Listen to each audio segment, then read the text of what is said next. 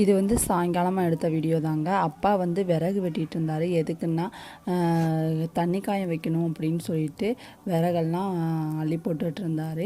வெட்டி எல்லாத்தையும் அள்ளி வச்சுட்டு இருந்தார். அம்மா எடுத்துகிட்டு போயிட்டு அதை எல்லாத்தையுமே எடுத்துகிட்டு போயிட்டு இருந்தாங்க.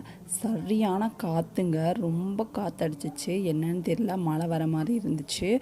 அதுக்கப்புறம் சரின்னு சொல்லிட்டு தண்ணியெலாம் காய வச்சுட்டு இருந்தாங்க. எப்பயுமே எங்களுக்கு வெளியில் தான் இருக்கும் அடுப்பு, அதனால் வெளியில் வச்சு காய வச்சுட்டு இருந்தாங்க. சீத்தாப்பழ மரத்தில் 2 பழமாக இருந்துச்சு, நல்லா ஃப்ரெஷ்ஷாக இருந்துச்சு. ஸோ அதை வந்து பிடிங்கி வந்து சாப்பிட்றலாம் அப்படின்னு சொல்லிட்டு ஃப்ரெஷ்ஷாக இருந்த பழத்தை வந்து நம்ம வந்து சாப்பிட்டாச்சு. பழக்கடையில் ரொம்ப நாள் வச்சுருந்ததை வாங்குறத விட்டுட்டு நம்ம வந்து ஃப்ரெஷ்ஷாக பறித்து சாப்பிட்றதே ஒரு சுகம்தான். அது மாதிரியே பப்பாளி பழமும் நிறையா இருந்துச்சு.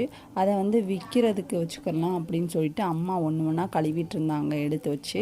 ஏன்னா அதில் வந்து பால் வடிஞ்சிருக்கும் இல்லையா, அதனால அதை ஃபுல்லாக சுத்தம் பண்ணிகிட்டு இருந்தாங்க. மறுநாள் கொண்டு போய் விற்கிறதுக்கு எல்லாத்தையும் தயாராக வச்சுருந்தாங்க. பாப்பா அவங்களையும் குளிக்க வச்சுட்டு விளையாட வச்சுட்டு இருந்தாங்க.